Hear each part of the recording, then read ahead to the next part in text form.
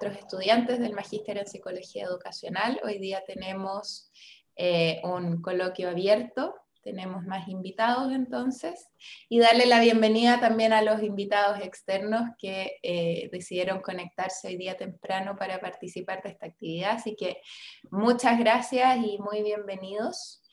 Quiero, bueno, dejar la palabra a Pablo. Voy a hacer una pequeña presentación de él y luego él va a contarles más en detalle sobre su trabajo.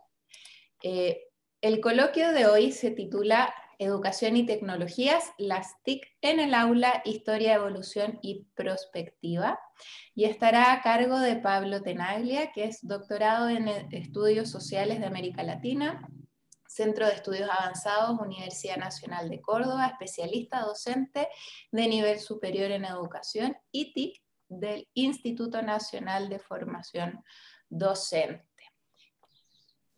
Pablo, te dejo la palabra y bienvenidos todos. Gracias, Fabiola. Bueno, bienvenidos, bienvenidas. Un agradecimiento muy grande tanto para vos como para Viviana Hoffman y la gente de posgrado de la Universidad del Desarrollo, que nos ha dado la posibilidad de hacer este encuentro de integración entre Argentina y Chile para problematizar ciertos aspectos que me parece que son importantes que trabajemos, ya que en el contexto en el cual estamos y coyuntura con la pandemia, hablar de tecnología en la escuela es sumamente importante.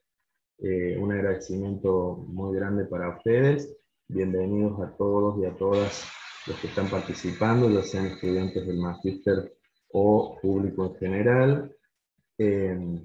Como le decía anteriormente a Fabiola, disfruto mucho del evento, pero lo hubiera disfrutado más si pudiera estar en Santiago y al terminar pudiera irme a Bellavista a tomar algo, pero eso será cuando pase la pandemia, seguramente que podremos hacer un nuevo encuentro. Vamos a empezar con el PowerPoint que les preparé para el día de hoy. No sé si Vicente puedes pasar el PowerPoint número 1. En esta presentación de la mañana, que la voy a hacer un poquito más expositiva, ya que la presentación que vamos a trabajar con los estudiantes de la maestría va a ser a partir del formato pedagógico de taller, trato de hacer un enfoque general de cómo visibilizar a las tecnologías en el ámbito escolar.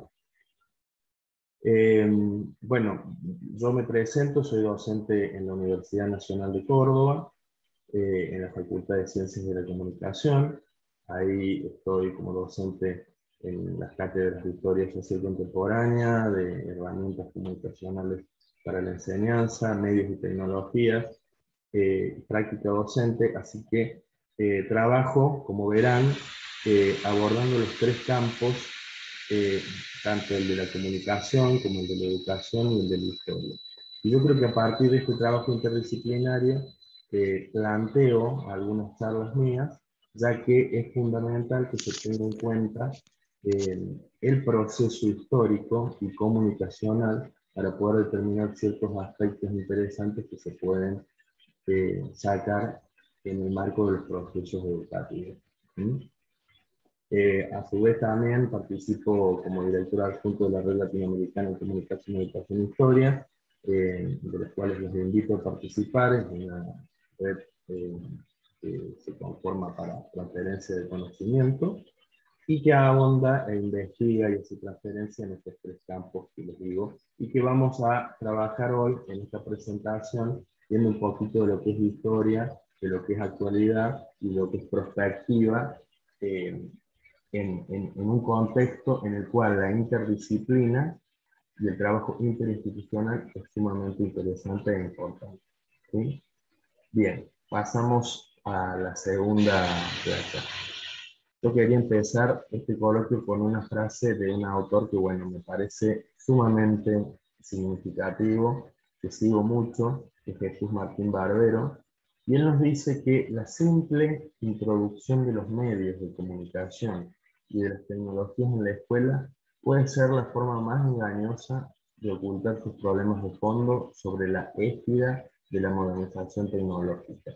El desafío es cómo implantar en la escuela un ecosistema comunicativo que contemple al mismo tiempo experiencias culturales heterogéneas, el entorno de las nuevas tecnologías de la información y la comunicación, además de configurar el espacio educacional como un lugar donde el proceso de aprendizaje conserve su encanto.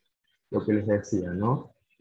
Hablar solamente del uso de la tecnología o de trabajar con tecnología en el aula sin tener en cuenta aspectos fundamentales que van ligados a otros procesos muchos más amplios, no tendría sentido, y más aún en una situación excepcional en donde las tecnologías son tan necesarias para que los procesos de enseñanza-aprendizaje puedan llegar a los cuerpos a donde han sido ideados y pensados. La siguiente placa, por favor, Vicente. Bien, la dinámica de la charla, como les comenté, va a ser primero un repaso histórico. Me parece que es importante tener en cuenta algunos aspectos de la historia de la humanidad, de la historia del hombre, para poder entender cómo, a partir de esa historia, se ha evolucionado en el siglo XX, se ha llegado a la etapa actual, y se piensa quizás en una perspectiva teniendo en cuenta ciertos aspectos que se los voy a detallar llegado al fin de esta charla, que me parece que son importantes para que tengamos en cuenta y para que pensemos este uso y apropiación de las tecnologías a partir de esta visión holística, ¿sí? Teniendo en cuenta ciertas variables que se deben tener en cuenta sí o sí. Me parece que es interesante empezar haciendo un juego entre dos de estas variables que son las que van a ser las que van a darle vida a los procesos históricos y por qué no prehistóricos. Ya vamos a ver esa diferenciación. La próxima placa. Historia y sociedad actual, ¿no? Bien, la historia y la sociedad actual tienen un contexto histórico y social. Ese contexto histórico y social va a estar determinado por ciertas variables, ¿sí? La variable tiempo y la variable espacio, que se van a ver también interrelacionadas con el proceso comunicacional que se va a entregar. Ese proceso comunicacional que se va a dar entre los seres humanos va a determinar ciertas características de la sociedad que debemos tener en cuenta, ya que ellas determinan ciertos aspectos que después pueden ser utilizados cuando pensamos una planificación o cuando pensamos un uso con tecnología, ¿sí? Y estamos trabajando con tecnología y no tenemos en cuenta las competencias por ahí de ciertas personas que van a estar determinadas por ahí por esto que es el hecho de estas circunstancias sociales que se van a ir dando a partir de este entrecruce de variables determinada a partir de la historia. La próxima. La variable tiempo, ¿no? Como pueden ver, es una variable continua, cuyas unidades de medida están basadas en ciclos naturales. El año, el día, con los periodos de rotación y traslación. El mes y la semana con los ciclos lunares. Y todos estos periodos que se van repitiendo según la naturaleza y según las leyes de la física, siempre de acuerdo a la misma forma. Lo que nosotros sí vamos a entender es que hay una percepción distinta del tiempo. Y esa percepción distinta del tiempo se va a dar por los procesos comunicativos que se dan. Esos procesos comunicativos se van a dar a partir de las interacciones sociales en las determinadas sociedades. Otra de las variables, la placa que sigue, es la variable del espacio, ¿sí? Que la variable del espacio, dentro de un conjunto de variables que inciden en la delimitación del espacio personal, el entorno físico y sus características, pueden jugar un papel determinante, en efecto, en ciertas disposiciones ambientales, pueden fijar distancias interpersonales y por tanto definir las interacciones sociales. Lo mismo que hablábamos del tiempo, la variable espacio, el espacio va a ser el mismo. La percepción de ese espacio va a ir variando seguramente a partir de esos procesos comunicacionales que nos van a ir dando idea de que ese espacio ahora, como parece, se ha empezado a hacer cada vez más chico. La dimensión de la gran territorialidad, el gran espacio, la distancia, tan lejos, tal lugar, y ahora quizás con toda esta tecnificación, digitalización acelerada que tuvimos el año pasado y que llegó para quedarse, quizás entendamos que por ahí nos sentimos más cerca. Yo me siento mucho más. Santiago está a 1 hora de avión de Córdoba, pero con esta posibilidad de hacer las videollamadas que hasta el año pasado eran algo que se utilizaban por ahí en ciertos aspectos muy específicos, hasta antes del año pasado muy específicos, quizás con la pandemia se masivizó el uso y eso hace que lo que muchos digan, la percepción hace que pensemos que las distancias son más cortas.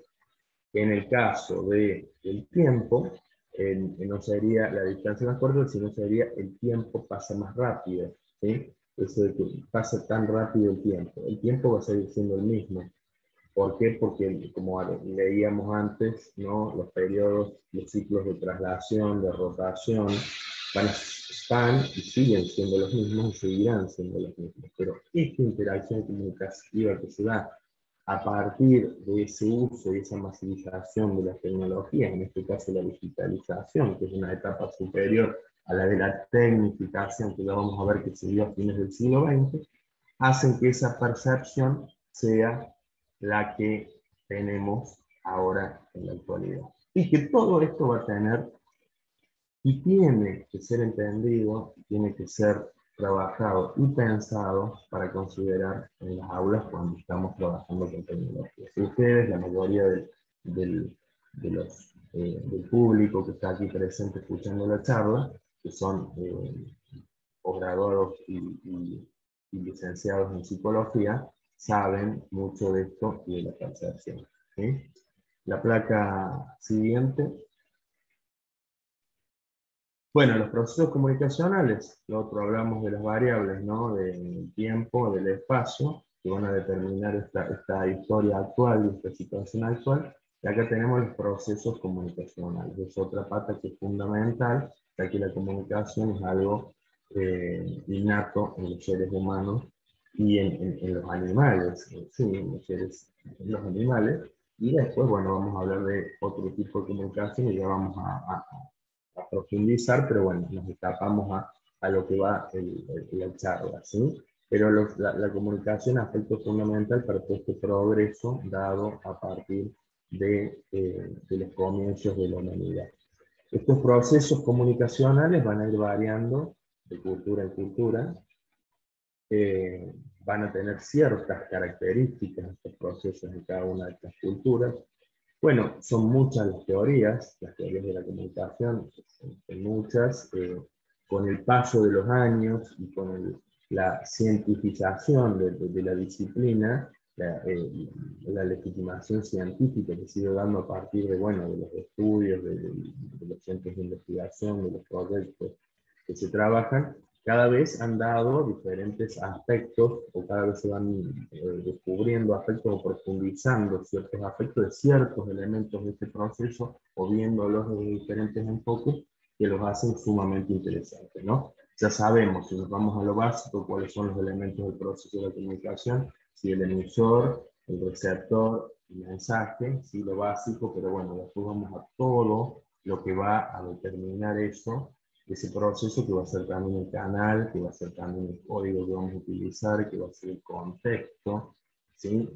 El contexto que ya lo vayamos viendo, que está determinado por la variable tiempo y espacio, los factores que pueden llegar a incidir que ese proceso no sea el adecuado, que van a ser los ruidos, ¿no? Y todos estos puntos que se han ido profundizando y cada vez estudiando más a partir de los estudios sociales en esta área. Bueno, Martín Barbero, sobre medios y mediación, sociedad de masa, trabaja también estos procesos comunicacionales más en nuestra región, ¿no? En nuestra Latinoamérica, y determinado y situado, ¿no? A lo que es Latinoamérica. García Canclini, otro autor, los relaciona, pero a partir de la cultura, los procesos comunicacionales y la cultura. La próxima placa, Vicente. Entonces nos vamos a esto, ¿no? La historia, un conjunto de sucesos y de acontecimientos que la humanidad en general ha vivido a lo largo del tiempo y que ha estado determinado por estas dos variables, tiempo y espacio, conjuntamente con el proceso comunicacional. Así, la que sigue.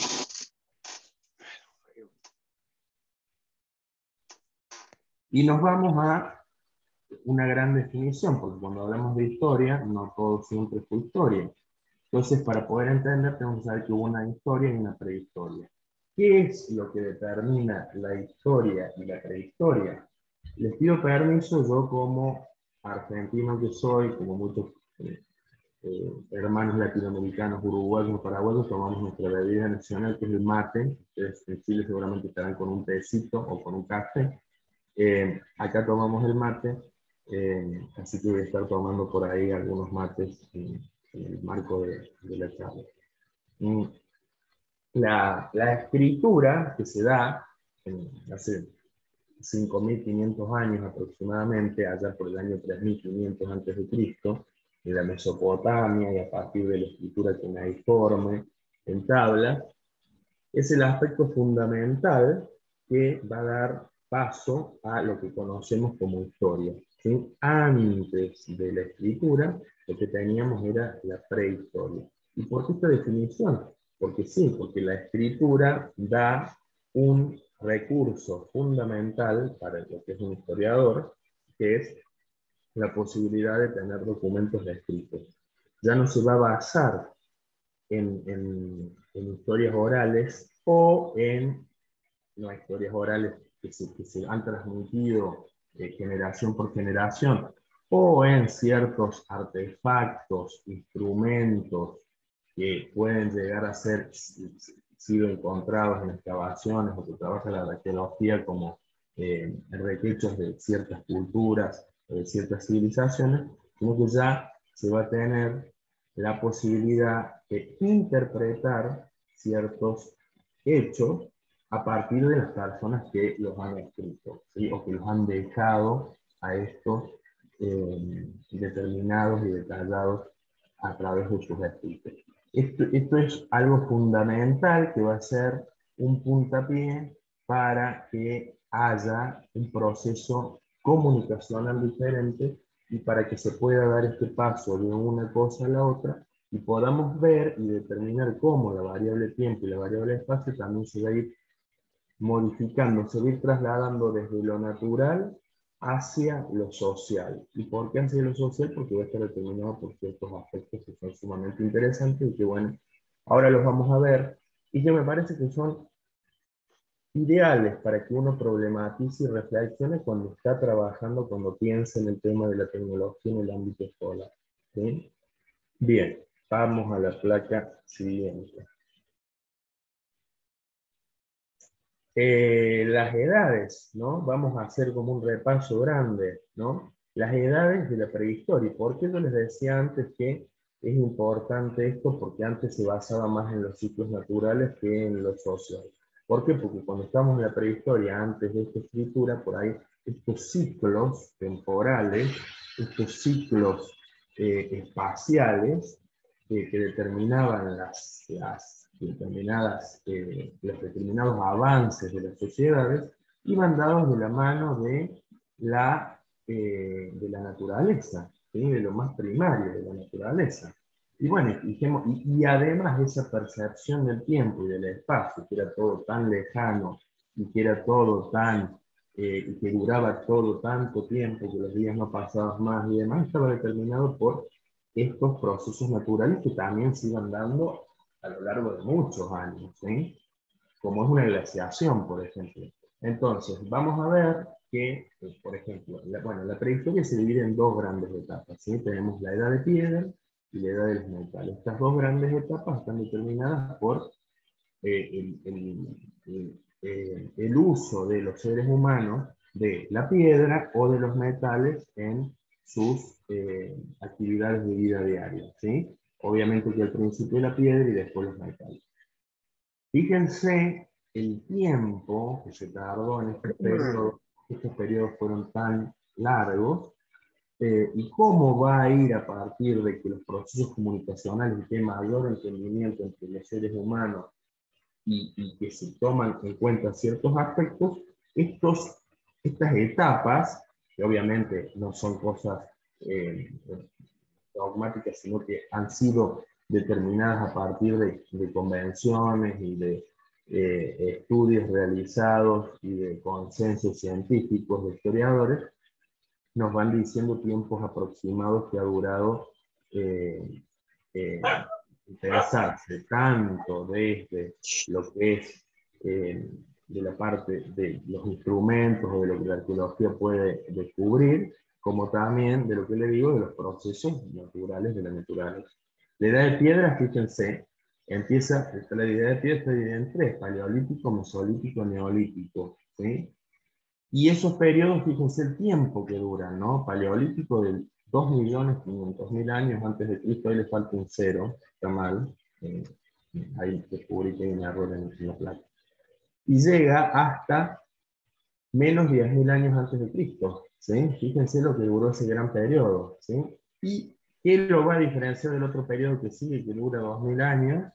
Es la glaciación, ¿no? Es decir, ahí termina es decir, se vuelve una gran glaciación y es el periodo en el cual se dice, obviamente, que los seres humanos llegan a nuestro continente americano a través del estrecho de Bering, al norte, en Alaska, por la glaciación, ¿sí? Que se da en ese periodo del Mesolítico y que es un periodo en el cual no hay grandes desarrollos. El hombre usaba la piedra, y el gran desarrollo empieza en el Neolítico, cuando ya desaparece esa glaciación que se da en el Mesolítico y se produce la primera gran revolución, que va a ser la revolución agraria, y que va a determinar que los hombres van a dejar de ser nómades y van a pasar a ser sedentarios, ¿sí? Fíjense, ese periodo dura entre 8.000 y 6.000 años, también 2.000 años. Es un periodo que está determinado también por la naturaleza, ¿sí? Más que por las interacciones y los procesos comunicacionales, como les digo. La naturaleza es la que determina, y por eso la percepción del tiempo es tan diferente a la que tenemos hoy, ¿sí? Porque estaba basada en esos ciclos naturales. Había una glaciación y recién ahí se podía pensar en un cambio o en una posibilidad de hacer algo. Antes, con la glaciación, no había posibilidad de que el hombre se quedan en cierto lugar, porque tenía que ir migrando a ciertos lugares para poder encontrar recursos para vivir. Ya que se vivía principalmente de la caza y de la pesca, y no había una idea de ganadería ni de agricultura, que es lo que empieza así a darse a partir del Neolítico. Un gran avance pasa a darse en la siguiente edad prehistórica, que es la edad de los metales, ¿sí? Que se va a dividir entre tres. ¿Por qué? Porque obviamente que esto, a partir de los estudios arqueológicos de lo que se ha encontrado, el hombre empieza a trabajar ya no con la piedra, sino que encuentra que hay piedras en cierta forma que tienen mucho contenido de ciertos metales, en este caso el cobre, que van a ser más duras que otras y que van a permitir que puedan llegar a llevar a cabo mejor sus actividades de vida, de caza y de la rueda y de todo lo que se iba dando. El cobre, obviamente, que es un metal mucho más débil que el bronce, ya que el bronce es una aleación entre el estaño y el cobre. Entonces, logran hacer esa aleación y se da lo que es la edad del bronce, y pasan los seres humanos a manejar el bronce como instrumento.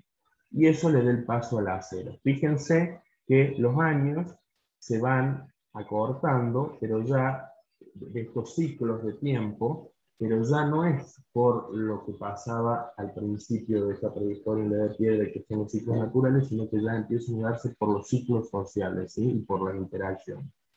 La placa que sigue, dicen.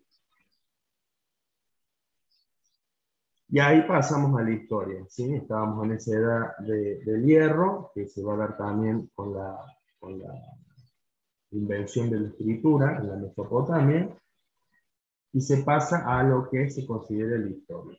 Y acá ya sí ya tenemos una dimensión del tiempo que cada vez va a ir más rápido por los avances generados a partir de esta interacción comunicativa y que van a determinar ciertos aspectos en esa época que empezaban a verse como tecnológicos en función de que eran innovaciones que ayudaban a la vida diaria, ¿sí? Y tenemos la historia antigua, la historia media, la historia moderna y la historia contemporánea, ¿sí? Otros autores hablan de otras historias dentro de la contemporánea ya en el siglo XX, que van de la mano de grandes descubrimientos como son la era atómica o la era espacial, la era tecnológica, la era digital, que es lo que estamos viviendo hoy. Pero si nos ponemos a ver, tenemos que dividir, según el consenso de historiadores a nivel mundial, en estas cuatro grandes etapas: antigua, media, moderna y contemporánea.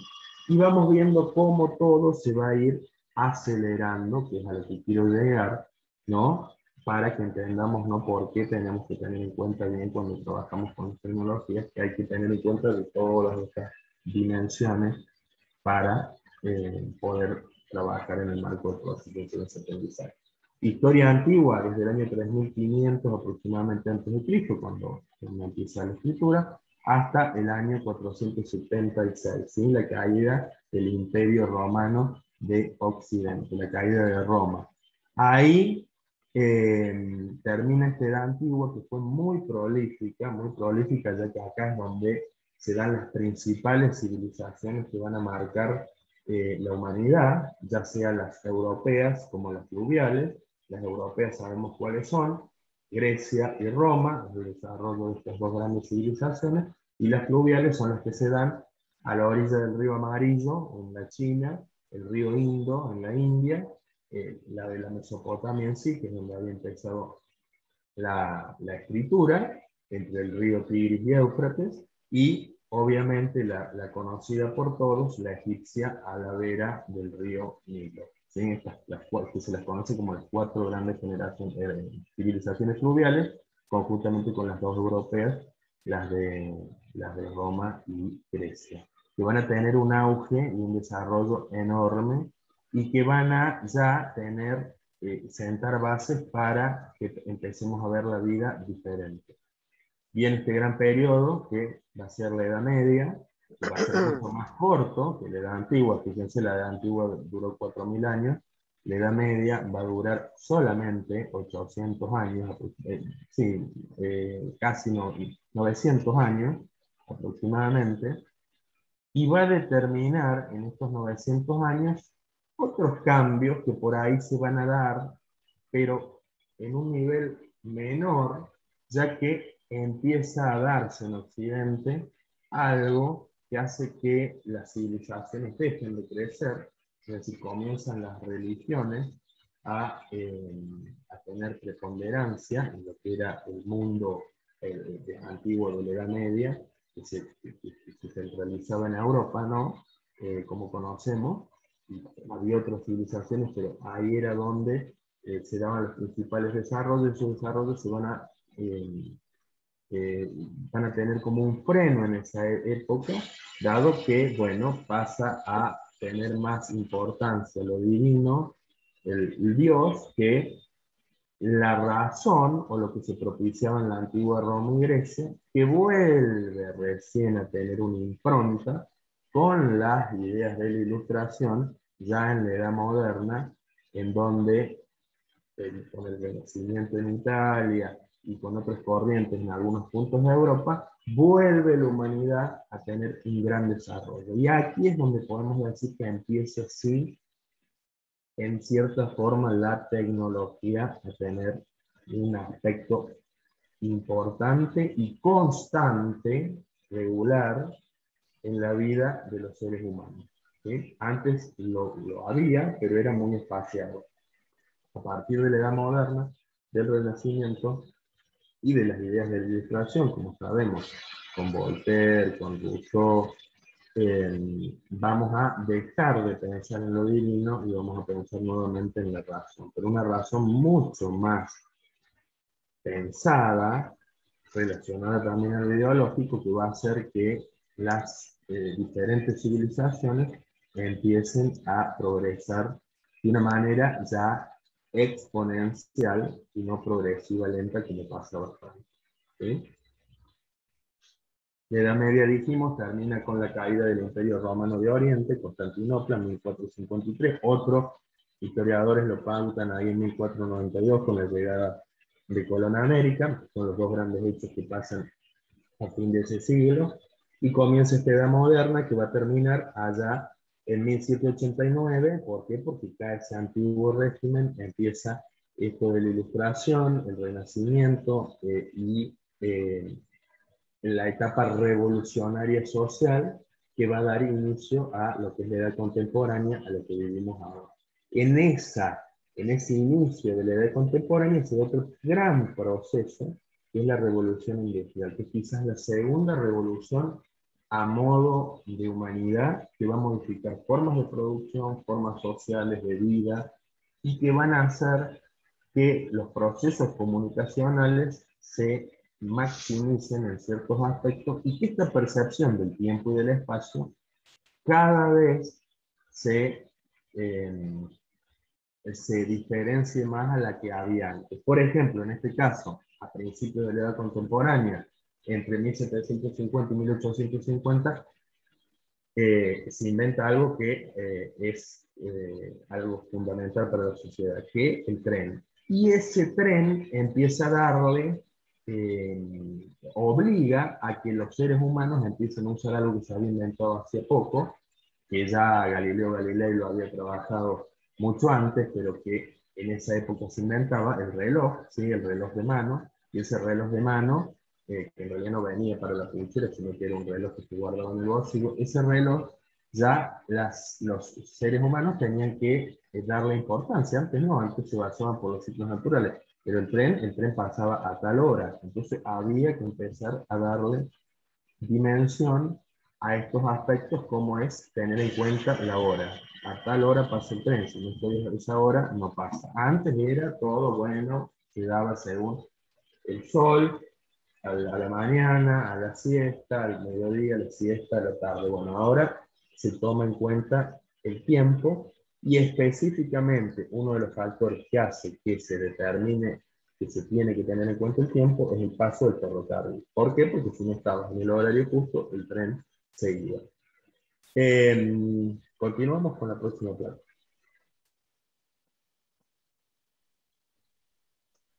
Bien, entonces, a partir de después de este gran repaso para ver cómo se va dando este progreso de las tecnologías, ya relacionándolas con la variable tiempo y espacio, y cómo esa percepción va a ir cambiando, tomamos estas 4 o 3 grandes revoluciones, ¿sí? La del Neolítico, ahí en la Edad de Piedra, la Revolución Industrial, que da comienzo a esta edad contemporánea, allá fines del siglo XVIII, principio y durante todo el siglo XIX, con sus dos fases, ¿sí? Una primera fase que se da en Inglaterra, una segunda fase que ya se va a tener mayor preponderancia en Alemania, y posteriormente con el desarrollo de Estados Unidos y ya la llegada de la Primera Guerra Mundial, la sociedad se va a industrializar. Esas son las dos grandes revoluciones que van a marcar un cambio total y que van a hacer que la percepción tiempo-espacio cambie para acercarse o para pensar que el tiempo pasa más rápido. Con el tema de los viajes, en esa época viajes intercontinentales en barco, obviamente que era mucho el tiempo, llegan los aviones y el tiempo se acorta. ¿Sí? ¿Por qué? Porque las percepciones van cambiando. Y llegamos a las grandes, a las otras revoluciones, que son la revolución tecnológica de la información y la revolución digital y o del conocimiento, ¿sí? Tecnológica de la información, ¿por qué? Porque la idea es pensar si realmente hubo una tercera revolución tecnológica de la información que se dio a partir de los 70, a partir de los 80, cuando empieza a darse el boom de lo analógico, de lo tecnológico analógico, y después a partir del 2000 empieza lo digital, o son dos o es una. ¿Sí? Muchos autores hablan de que es la tercera gran revolución, la tecnológica digital, Y otros autores dicen que no, que hubo una revolución tecnológica analógica de década del 70, que estuvo más ligada a la información, y que ahora estamos transitando esta revolución que es digital, dada a través de la red de redes de Internet, y que propicia que estemos ya en la sociedad del conocimiento y no de la información, como otros autores hablan. ¿Sí? Bien. Pasamos a la segunda placa, a la placa siguiente. Bien. Y, a ver, no, la anterior. Exacto. Bueno, y llegamos a esto que muchos dicen la sociedad del conocimiento, la sociedad de la información. Estamos en un debate, y más que se suma ahora esta coyuntura de la pandemia, ¿no? Y bueno, un autor que yo sigo mucho, ¿no? Gran sociólogo, filósofo del siglo XXI, ¿no? Noam Chomsky nos habla y dice, ¿cómo es que tenemos tanta información, pero sabemos tan poco? ¿Sí? Esto es lo que se piensa en esta sociedad de información y conocimiento. Se trata de una crítica a la que califica la era de la sobreinformación, y más ahora como se ha dado con el tema de la pandemia, ¿no? Que sobreinformación que no sabemos qué es cierto y qué no es cierto. Y por eso vamos y buscamos lugares legitimados que van a ser esos nodos informativos que vamos a saber que sí tienen una idea de certeza, y la vamos a pensar a esa certeza como conocimiento. El hecho de que haya más noticias que nunca no quiere decir que todas ellas sean ciertas o estén contrastadas. El pensador plantea a la sociedad una evidente y paradójica cuestión. ¿No deberíamos ser todos mucho más inteligentes con los elementos que disponemos hoy en día? Bueno, esa es la idea, con toda esta información, con todo lo que hay. La inteligencia del ser humano no debería haber crecido. Bueno, son discusiones que se dan, ¿sí? Bueno, Noam Chomsky problematiza en función de lo que es la sociedad del conocimiento y la información, de la cual ahora les voy a decir algunos aspectos. La placa que sigue.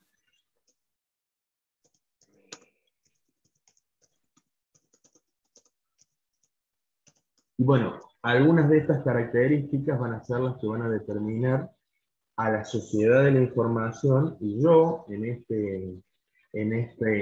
esta charla le pongo entre signos de interrogación y del conocimiento. ¿Por qué? Porque realmente lo es. Bueno, lo tenemos que determinar a partir de diferentes ideas que tengamos. Las principales características, ¿no? La instantaneidad, la interactividad, la intertextualidad, la universalidad, la aplicabilidad. Son aspectos fundamentales para que podamos entender esta sociedad que estamos transitando y que va mutando, y que va cambiando, y que va haciendo que esta percepción del tiempo y espacio sea cada vez diferente. Instantaneidad, ya que se nos permite el acceso a la información que nuestro mundo genera en una forma cada vez más rápida, rompiendo barreras de espacio y temporal. ¿Sí? Y fíjense que esto, por eso está muy relacionado a lo que les decía, ¿no? Si es la cuarta, pues la tercera revolución.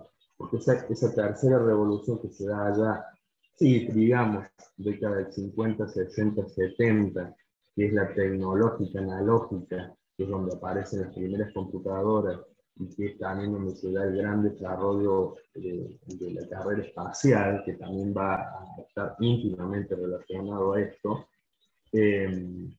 no tenía ese vehículo que pasó a ser Internet y que cambió ciertas dimensiones que no las podemos considerar. Sí, la llegada del hombre al espacio, el cambio tecnológico de la computadora fueron aspectos fundamentales que dieron paso a esto, ¿sí?, que vivimos hoy.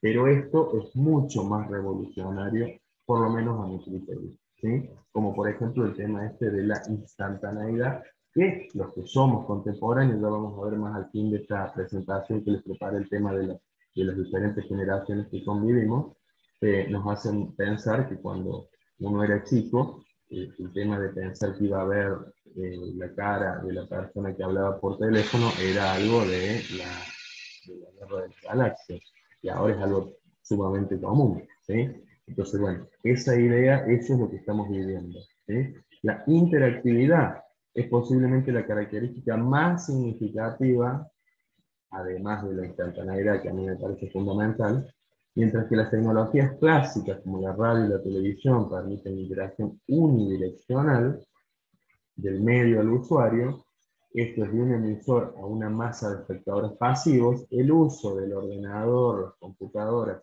interconectadas a través y mediante redes digitales de comunicación, proporciona una comunicación bidireccional, sincrónica y asincrónica, persona a persona, a grupo. Se está produciendo, por tanto, un cambio hacia la comunicación entre personas y grupos que interactúan según sus intereses, conformando lo que se denomina sociedades y comunidades virtuales, ¿sí? Esa interactividad, que quizás antes no la teníamos porque veíamos la televisión y no podíamos decir nada, ahora sí la tenemos ya que interactuamos instantáneamente con todos los otros características con la otra persona. La intertextualidad que se da a partir de, por ahí, mucho más en el trabajo mediático, la relación que un texto, oral o escrito, mantiene con otros textos, orales o escritos, ya sean contemporáneos o anteriores. El conjunto de textos con los que se vincula explícita o implícitamente un texto, constituye un tipo especial de contexto que influye tanto en la producción como en la comprensión del discurso, ¿sí? Otro de los de las grandes características de esta sociedad. La intertextualidad, que ahora también la vamos a ver a partir de los diferentes lenguajes, como lo que es lo transmedia, ¿no? Así que tenemos el lenguaje audiovisual, el lenguaje radiofónico, el lenguaje gráfico, y vamos a tener ahora estos lenguajes mixturados, que son híbridos porque tienen un poco de cada cosa, y ahí vamos a tener lo transmedia, que es algo que se está trabajando mucho ahora también a nivel educativo. La universalidad y la aplicabilidad, ¿sí? Los dispositivos pasan a ser universales, los podemos utilizar en todas las sociedades, ya no está pasando más esto que antes ibas a Chile y tenías que llevar un adaptador para un enchufe, otro adaptador si ibas a Francia era otro, si venís a Argentina era otro. Bueno, los dispositivos ahora están vehiculizándose a partir de mismos estándares a nivel mundial, ya sea la China, Estados Unidos, donde sea. Y la aplicabilidad que va de la mano, ¿no? Como característica también de esta sociedad del conocimiento y la información, buscándole una aplicabilidad en cada ámbito y en cada sociedad, cada uno de estos elementos. Sí, la placa que sigue. Sociedad del conocimiento y sociedad de la información y el conocimiento. Bueno, vuelvo a hacer la pregunta, ¿no? Si realmente estamos en la sociedad del conocimiento. La globalización, el uso y la masificación de las tecnologías de la información y comunicación TIC son aspectos que caracterizan a lo que varios autores llaman sociedad del conocimiento y la información. Entonces, por eso cabe interrogarnos qué entendemos por esta conceptualización. La placa que sigue. La incipiente y actual construcción del consenso científico que aporta respuesta apunta que se trata de transformaciones de toda índole que se producen y enmarcan en la sociedad moderna, en esta sociedad actual que vivimos y que está mediatizada por la tecnología y la evolución, y que se produce a nivel de conocimiento en general, modificando métodos, contenidos y procesos, ¿sí? Hay una modificación en todos los ámbitos y en todas las facetas de esos ámbitos, ¿sí? Como características también de la placa que sigue diciendo. Esto genera un cambio de concepto de la información al entender y tomar el conocimiento como un denominador común, como un estructurador de la sociedad en la que vivimos. Es decir, lo que buscamos en los diferentes ámbitos, en las diferentes sociedades, es apuntar al conocimiento, ya que como estamos tan sobreinformados, como tenemos tanta información de todo, no sabemos con qué quedamos, entonces, es decir, nos estructura mentalmente ese proceso de buscar lo que sí consideramos conocimiento y que esté legitimado y que esté dado por lo que consideramos. ¿sí? La placa siguiente, Vicente. Bien. Bueno, la sociedad red, ¿no? Muchos autores hablan de ella. Esta nueva sociedad, conocida también como sociedad red, sociedad del conocimiento, se caracteriza en qué. ¿Y por qué sociedad red? Porque está basada, como les digo, a partir de esta cuarta revolución que se ha dado a partir de la red de redes, ¿no? El procesamiento de la información se convierte en fuentes fundamentales de la productividad y el poder debido a las nuevas condiciones tecnológicas que surgen en este periodo histórico. Eso es algo que, bueno, lo trabaja Castel en un libro interesante publicado en 1996. La placa que sigue, Vicente. Otros autores también son muchos, ¿no? Los que trabajan esto. Los cambios actuales en el contexto social indican colateralmente un cambio en el modo de la producción social, ¿sí? Y en el tejido de que ella deviene. La información y el conocimiento pasan a ser aspectos fundamentales en todos los ámbitos, en los procesos que derivan, y más aún en el proceso de enseñanza-aprendizaje, que es el que los diferentes sistemas educativos van a estar propiciando que se dé de la mejor forma a partir del uso de estos recursos, pero que al querer trabajar con ellos en sus instituciones o en sus lugares de trabajo, no toman dimensión de esta idea de trabajar con las TIC a partir de pensar todo esto que estamos trabajando ahora, ¿no? Lo de las variables, el tiempo, las competencias, las diferentes formas en las cuales los docentes pueden llegar a trabajar. Y como les digo, bueno, muchos autores como Norcetina, como Willett, como Reich, como Whitwan, como la Organización Económica para el Desarrollo, como Lundwall y Johnson, como Stern y como Drucker, van a hablar de esta sociedad de la información o del conocimiento. Si yo le pongo I, ¿por qué? Porque, es decir, tiene el mismo peso lo que dicen algunos que lo que dicen otros, no, no es O, sino por eso le pongo I. La placa que sigue dice.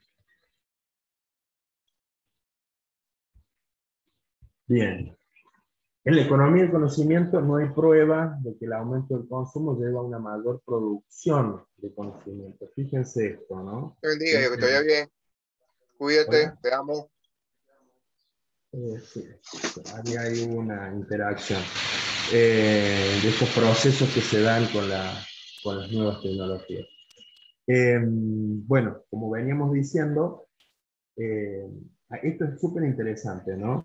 Fíjense que también está ligado a lo económico, esto de la sociedad del conocimiento. Y se habla de la economía del conocimiento. Dice que no hay prueba de que el aumento del consumo lleve a una mayor producción de conocimiento. Tampoco que el aumento de la inversión lleve a una mayor producción de conocimiento. Proyectando este concepto hacia el ámbito económico y haciéndolo aún más discutible entre diferentes posicionamientos ideológicos. ¿Sí? ¿Por qué? Porque muchos estados por ahí se agarran de esto para decir que no hay que invertir porque eso no va a determinar que haya más conocimiento. Bueno, yo sí soy de los que considero que si uno invierte en conocimiento, en educación, en investigación, eso va a devenir en que haya más conocimiento. ¿Sí? En lo educativo, por ejemplo, se cuestiona, se problematiza que el mayor conocimiento, a su vez, genera un mayor desconocimiento generado por la sobreabundancia de información. Es esto que hay, que tenemos tanta información, que lo que decía Chomsky en la cita que les había pasado antes, o lo que dijo Platón, recuerdan, rememorando a su maestro Sócrates, ahí de solo sé que no sé nada, así tomando palabras de él y diciendo que de tanto que sé, no sé nada. Y bueno, esa es la realidad en la que estamos parados ahora en este siglo XXI que se vino con toda la furia en este 2020. La placa que sigue, Vicente. Y bueno, En síntesis, yo creo que este aspecto es fundamental también tener en cuenta, ¿no? La principal connotación de la sociedad del conocimiento es la transformación radical de la estructura económica de la sociedad industrial, ¿sí? Hay una transformación radical. Sociedad industrial y sociedad tecnológica también, que es la sociedad de fines del siglo XX, en donde un sistema productivo que está basado en factores materiales, de ese sistema productivo basado en factores materiales, se pasa hacia un sistema económico basado en factores simbólicos. Y esos factores simbólicos van a estar determinados por el conocimiento de la esfera digital. Sí, la placa que sigue. Y complementariamente a ese concepto, factores cognitivos como originalidad, creatividad, visión estratégica, conocimiento e información aportan aspectos necesarios para el cambio y una mayor productividad en organizaciones y empresas, tanto del ámbito público como del ámbito privado. ¿Sí? Bien. Placa siguiente.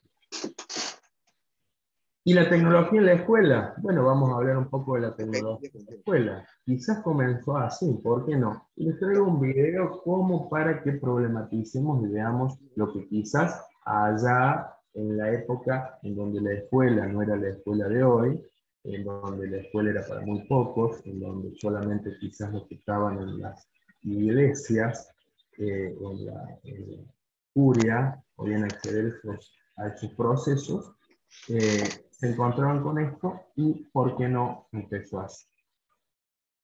Vamos a poner el primer video, Vicente. Denme un segundito.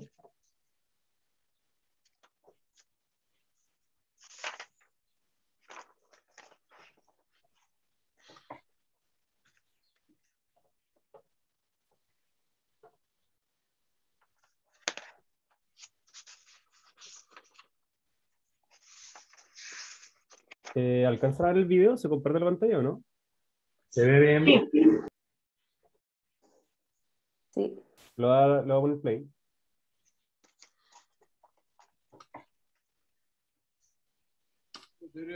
Ansgar? Ja, det er jeg. Ja, så bra. Ok. Ja, hei du. Hei du. Ja. Ja, hva gjelder det? Ja, det er denne her. Ja, vil du sitte? Takk. Ja. Jaha.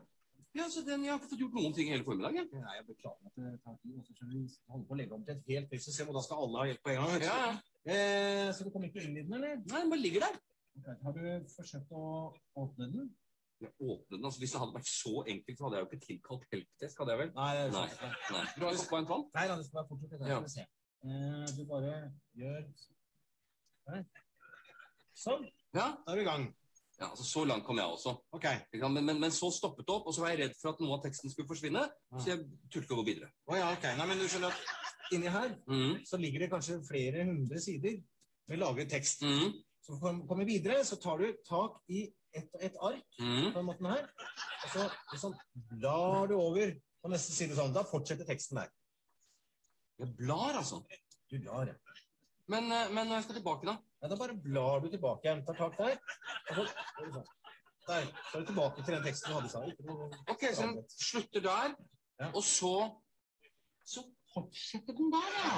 Ok, men når jeg skal avslutte for dagen, hva gjør jeg da? Da bare slår du sammen permene. Ja. På den måten der. Sånn.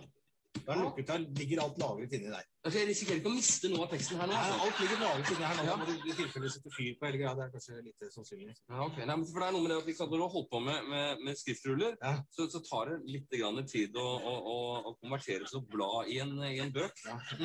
Det var greit. Ja, men jeg vil før det går. Jeg bare gå gjennom en gang til. Altså, jeg åpner sånn, og så, hva du kaller det? Blar. Jeg blar. Ja, blar videre. Blar frem og tilbake. Og når jeg er ferdig, så bare lukker jeg den. Flott. Kjempefint. Ja, men du, vent. Ikke sant? Nå er det sånn igjen. Nå får jeg ikke åpnet den. Nei, du har feil side. Åpne fra andre siden. Så det er ikke likegyldig, det, altså? Må åpne fra den siden der. Sånn. Der. Der er den oppe. Ja vel. Har du lest manualen, eller? Manualen? Jeg skal følge med som manualen som brukerveiledning. Å ja, den ja. Ja, men ikke sant, der har du samme problemet. Kommer det ikke opp?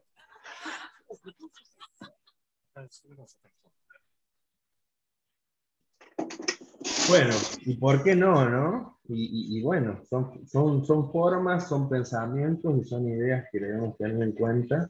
Y quizás sí, la tecnología en esas épocas empezó de esa forma. Seguimos ahora con el PPT y ahí vamos a ver ciertos aspectos que están ligados a esto, a cómo en esos procesos educativos que se daban en esa escuela que nos igual ahora, había este tipo de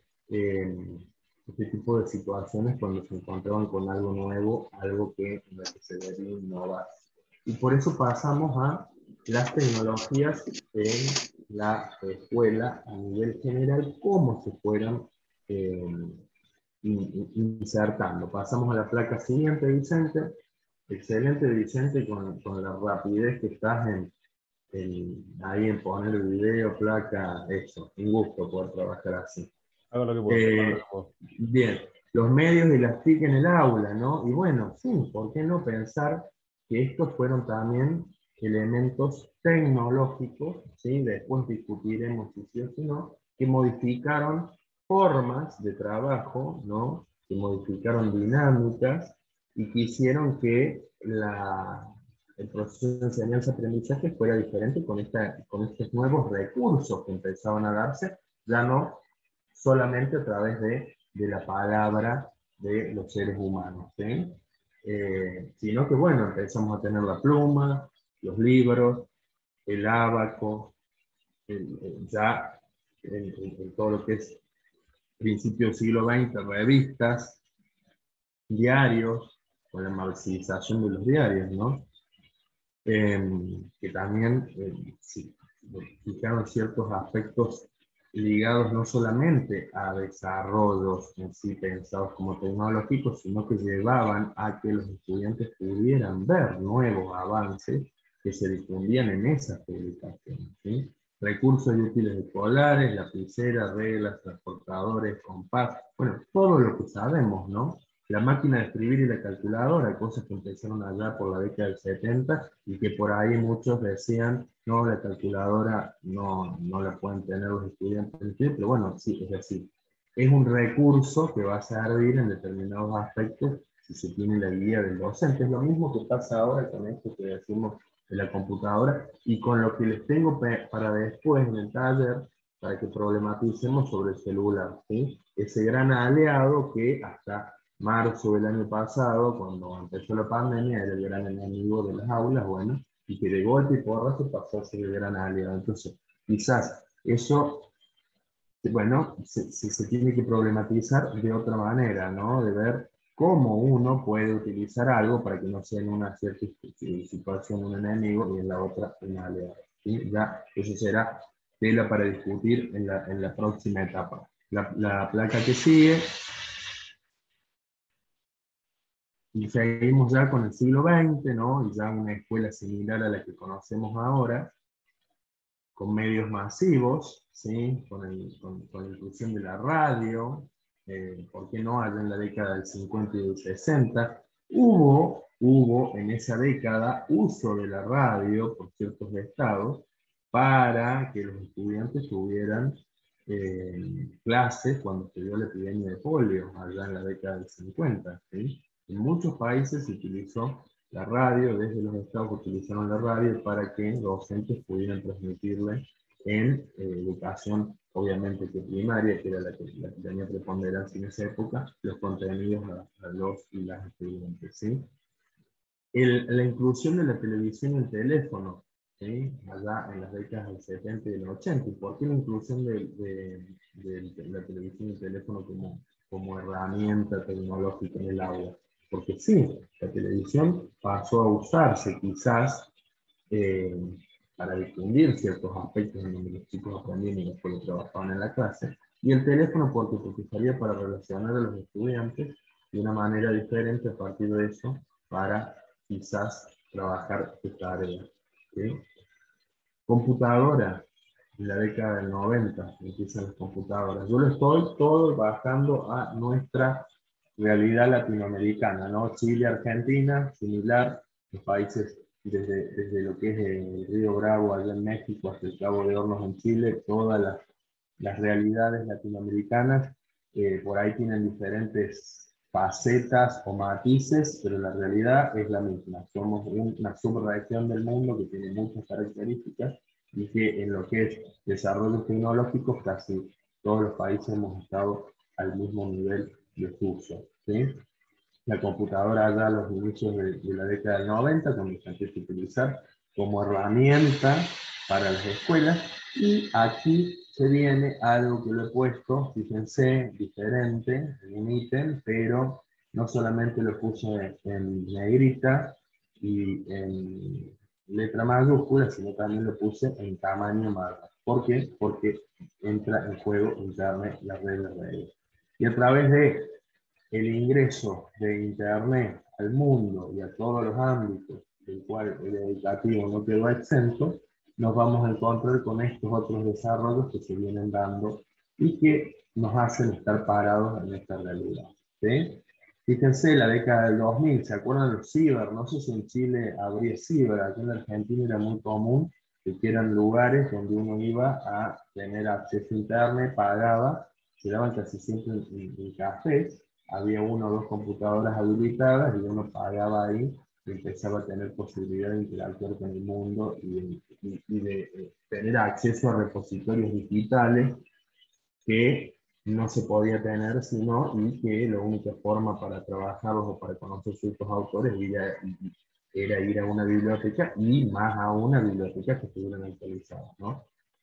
El auge del email, que empieza también a principios de esa década, todo en nuestra cultura latinoamericana. Lo vuelvo a repetir porque esto en sociedades norteamericanas o europeas quizás en Japón se dio años antes. ¿Sí? La implementación de la plataforma Moodle, comienza lo que es la educación a distancia. ¿Sí? El uso de celulares, ya el relacionamiento se va a dar a través de celulares. No digo como específicamente en el marco específico del proceso de enseñanza-aprendizaje, pero sí para trabajar aspectos ligados a esto, ya sea de entre estudiantes como entre docentes. ¿Sí? El inicio de las redes sociales, allá empezaba el MSN, no sé si recuerdan, esos chats, la era de los blogs, ¿sí? Cuando empezó este formato tan distintivo de la web en donde se ponían diferentes posturas y se argumentaba de una manera interesante, ¿no? ¿Por qué? Porque podía empezar a haber interacción, aunque fuera sincrónica, se podía interactuar a través de email, refutando quizás lo que se trabajaba o se decía en estos blogs. Los wikis, ¿sí? Todo eso en la década del 2000. Y llegamos a lo que es la década del 2010 y ahí empiezan los cursos masivos en línea, que es algo muy común ahora, y que con el tema de la pandemia el año pasado se masivizó directamente porque no pudo haber otra forma de relacionarse. Las laptops, bueno, los avances de lo que era la computadora en la década del 90 pasan ya a trabajarse a partir de laptop, tablet, smartphone, sistemas de mensajería, que empieza incipiente lo que usamos ahora, WhatsApp, ¿no? Bueno, y que ya en nuestra época se va a ver hecho mucho más eficiente, ya que bueno, tiene múltiples herramientas que hacen que podamos trabajar y que ha sido fundamental en esto de la pandemia. ¿Sí? Y este 2020, que lo debutamos, la década del 20, con la pandemia y con esta masivización, con este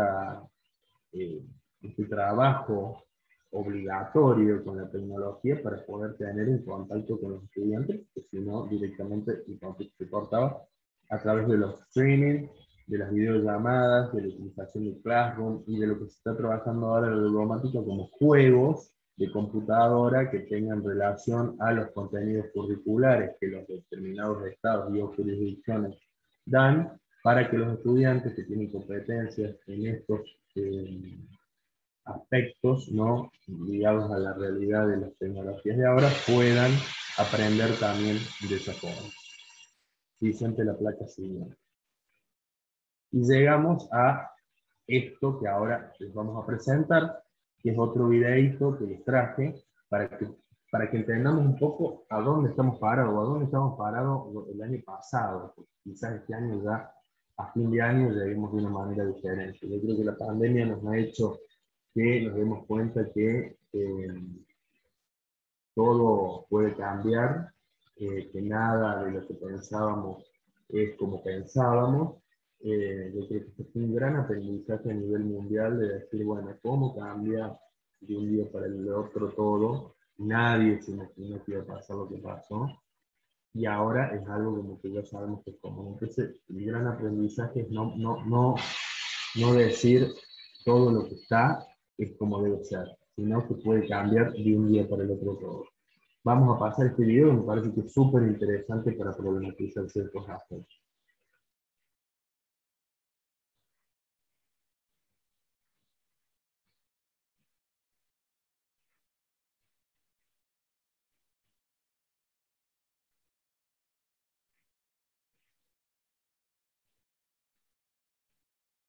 Ahí lo vemos, Vicente.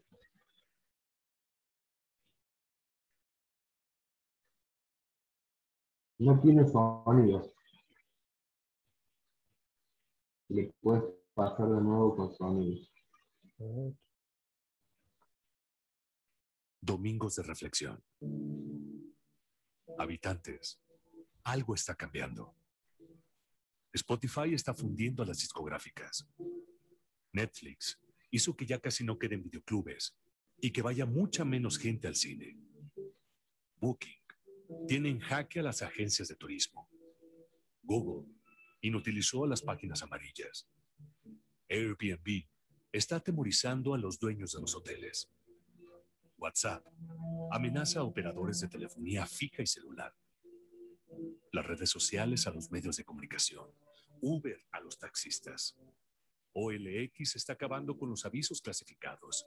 Los smartphones condenaron a las casas de fotografía.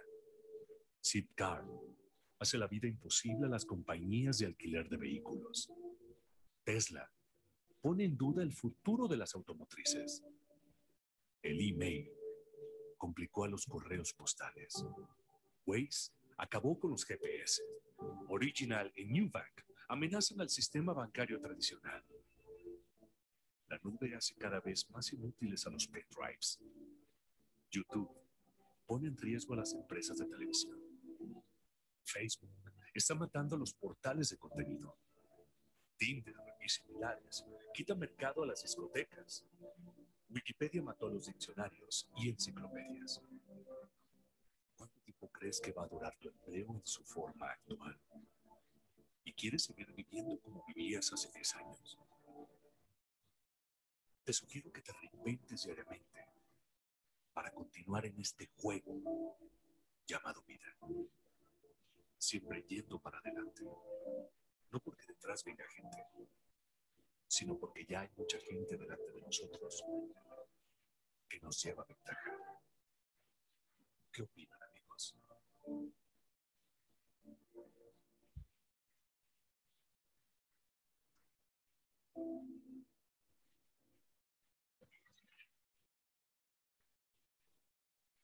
Bien, bueno, interesante, ¿no? Cómo se ha reconfigurado todo hasta el año pasado. Seguramente este video ya tiene cosas que estarán desactualizadas y cómo esa rapidez que consideramos que el tiempo hace que lo veamos diferente, ha cambiado diferentes aspectos, ¿no? Bueno, y que después de ver todo esto, lo que es la historia, la evolución, donde estamos parados hoy, ¿qué perspectiva vemos en función de todo lo que viene, ¿no? Yo creo, y acá puse varios aspectos que tenemos que tener en cuenta. Ahí estoy viendo algunas preguntas, bueno, después Vicente nos va a sistematizar y las vamos a cargar cuando termine el charla.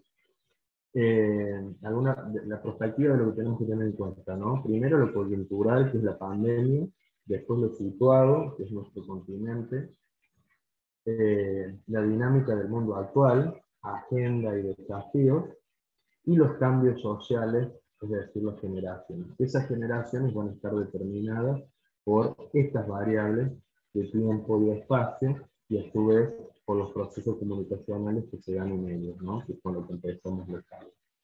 Esto yo creo que estos 4 puntos los tenemos que tener en cuenta para cuando uno piense el trabajo con las tecnologías en el aula, porque como vuelvo a repetir, no es solamente usar la computadora, o usar el celular, o usar una aplicación determinada, sino es usarla en el marco de pensar todos estos, todas estas variables que van a ir determinando que determinados usos hagan que se puedan convertir en apropiaciones, ¿sí? Para que esos usos se puedan convertir en apropiaciones, tiene que haber un determinado nivel de integración de las variables que antes hablaba.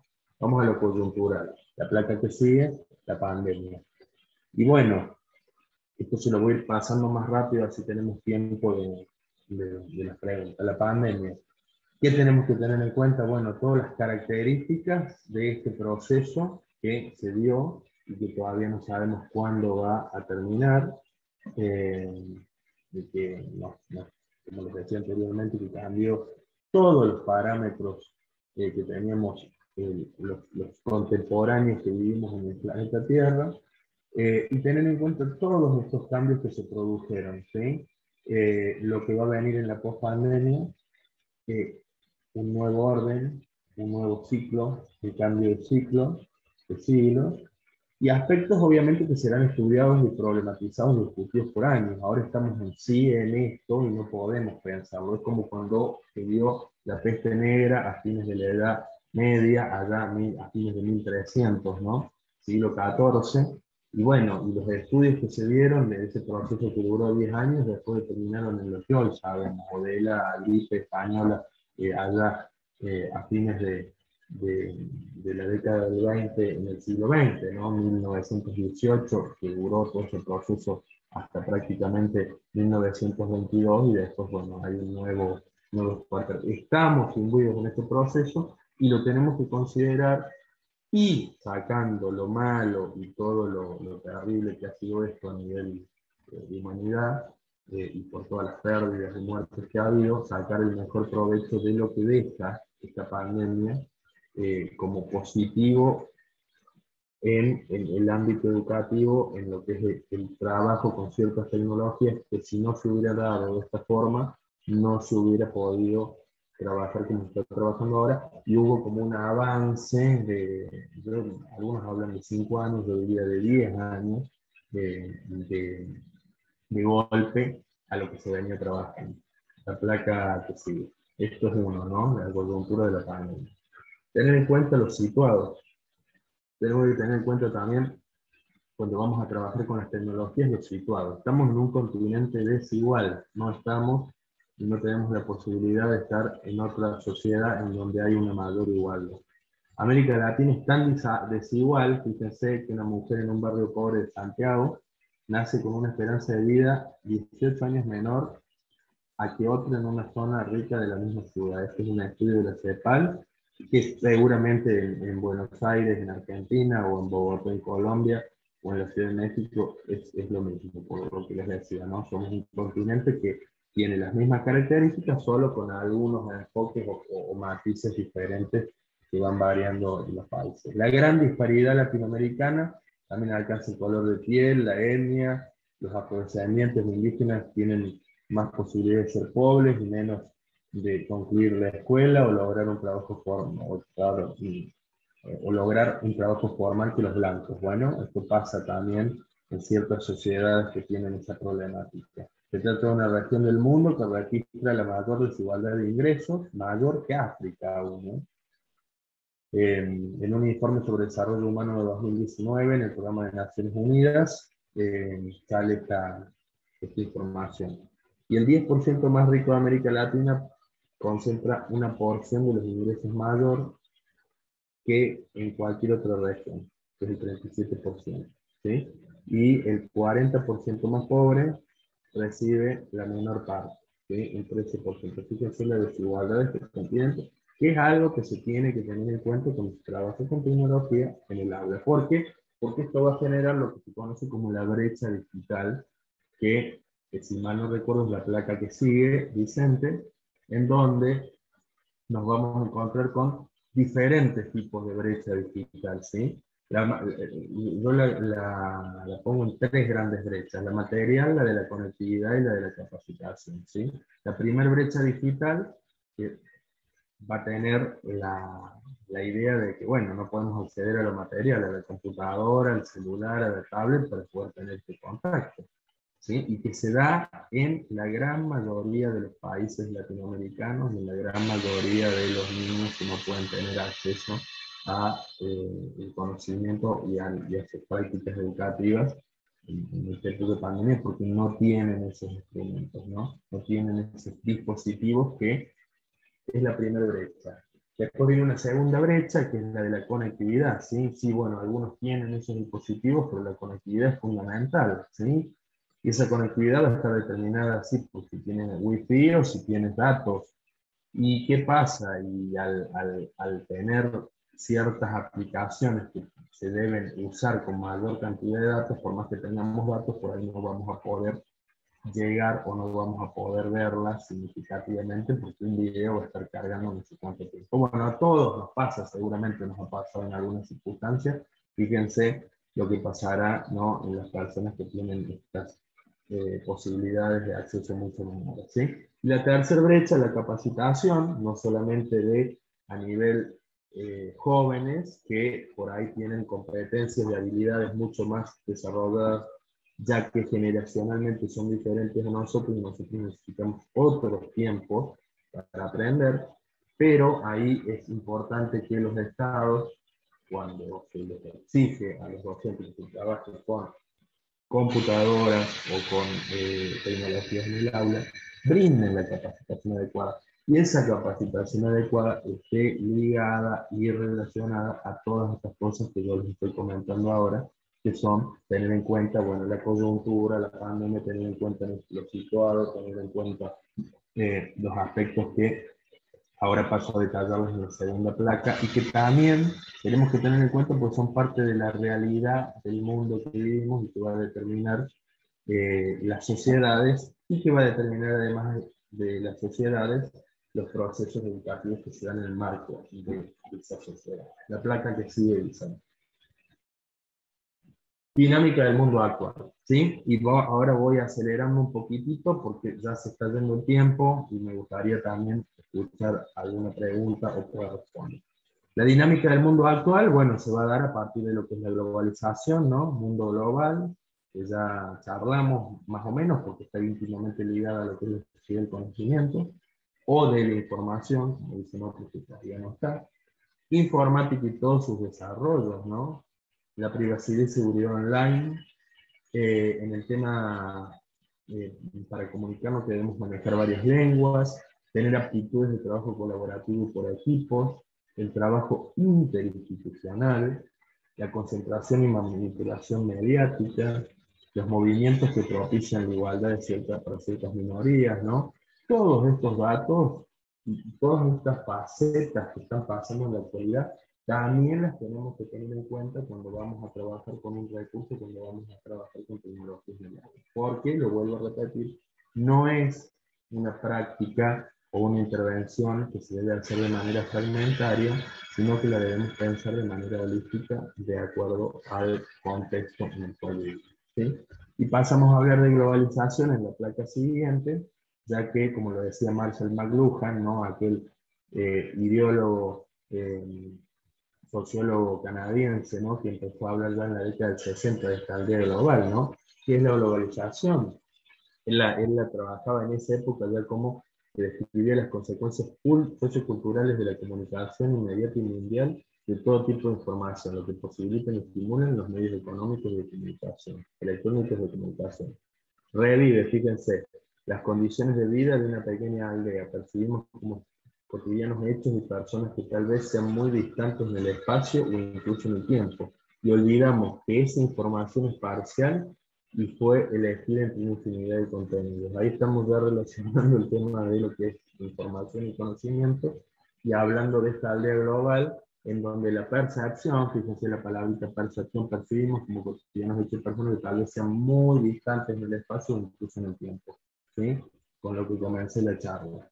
La placa que sigue dice que tener en cuenta que esta globalización además va a generar localización, que es que haya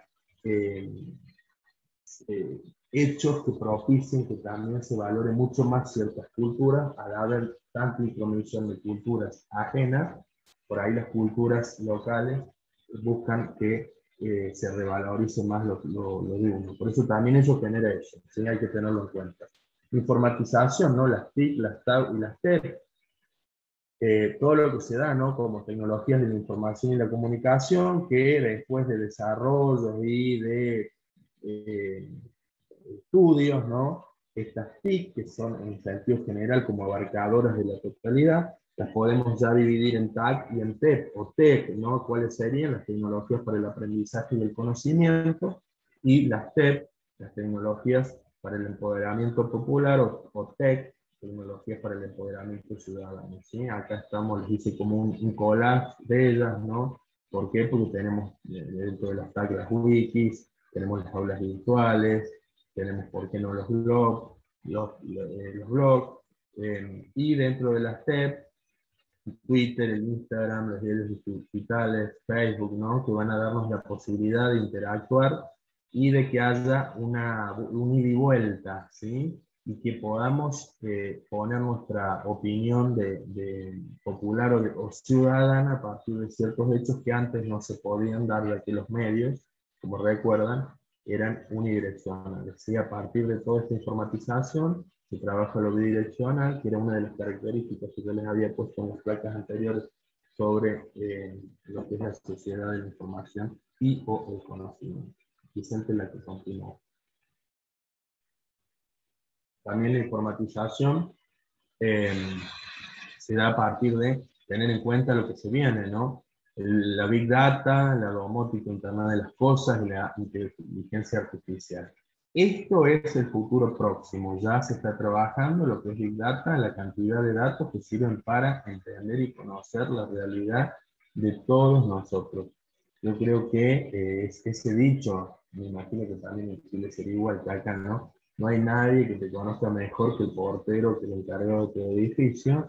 Bueno, ahora no hay nadie que te conozca mejor que Google, porque Google sabe absolutamente todo lo que hacemos, a qué hora nos levantamos, a qué hora nos acostamos, a qué hora estamos en el baño, cuándo estamos por comer, qué comemos, qué pedimos, qué no, ¿sí? Y son bases de datos sumamente importantes que se van a tener en cuenta a futuro para muchas cosas, ¿sí?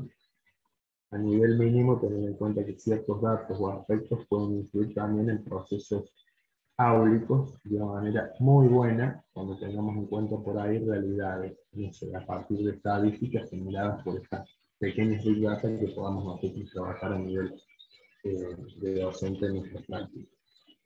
Domótica interna de las cosas, inteligencia artificial, bueno, en todos aspectos que uno los ve ahora, como decíamos, no antes, que cuando uno era chico veía a los supersónicos o a la Guerra de las Galaxias a hablar por teléfono y verse la cara y decíamos, eso nunca va a pasar. Bueno, quizás esto que uno lo ve tan lejano, tenemos la posibilidad, los que estamos aquí en esta sala de charla, tan cálida, que brinda la posibilidad la Universidad del Desarrollo de la Facultad de Psicología, que podamos dar, ¿sí? La placa que sigue. Bueno, el tema de también tener en cuenta el tema de las lenguas, ¿no? El inglés es hablado como lengua global, y fíjense, relacionado al conocimiento y el trabajo con las tecnologías en el aula, el 60% de los contenidos de Internet están en lengua inglesa. Posibilidad de formación constante a muy bajo costo, ¿sí? La posibilidad de contar con Google Académico. Antes lo que era tener que ir a una biblioteca, movilizarse, llegar, buscar bibliotecas que tuvieran actualización de texto. Ahora tenemos este Google Académico que da la posibilidad de encontrar publicaciones que tengan cierta legitimidad y consenso científico, ¿sí?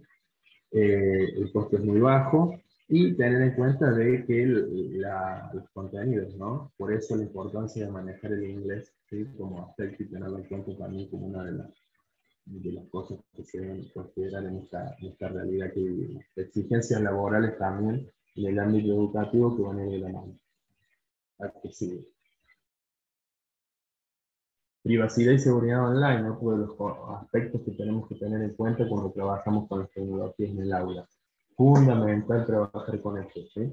Y tener en cuenta que, bueno, vamos a estar dando datos personales, datos comerciales, datos de información laboral, tener en cuenta los problemas que puede haber con patrimonio ciberdelito, extorsiones a todo nivel, secuestros virtuales, todo una nueva faceta de esta sociedad nueva que vivimos, del conocimiento y o de la información, y que tenemos que tener en cuenta también cuando trabajamos en las aulas. ¿Y por qué lo pongo siempre? Porque cuando se trabaja con tecnología y uno propicia que se trabaje con redes y demás, o con WhatsApp, esto es a nivel de docencia, ¿no? Es decir, bueno, vamos a ver todo holísticamente. Si estamos trabajando con redes sociales, tenemos que saber y administrar nuestros contenidos personales en las redes sociales a partir de restringir ciertos accesos a los estudiantes, ¿sí? Aspectos que con todo este cambio y con toda esta virtualización súbita que se dio el año pasado con la pandemia, y que por ahí quizás muchos docentes no tenían o no le daban acceso al Facebook o al Twitter a sus estudiantes, y a partir del año pasado y este año se los dieron para que el proceso pudiera seguirse dando, para que la escuela remota se pudiera llegar a dar, pero una realidad, bueno, son aspectos que se deben tener en cuenta, ¿sí? Las restricciones para que no se mezcle la vida privada con las prácticas y las intervenciones que uno tiene que dar en los espacios en los cuales vive su clase. La próxima clase.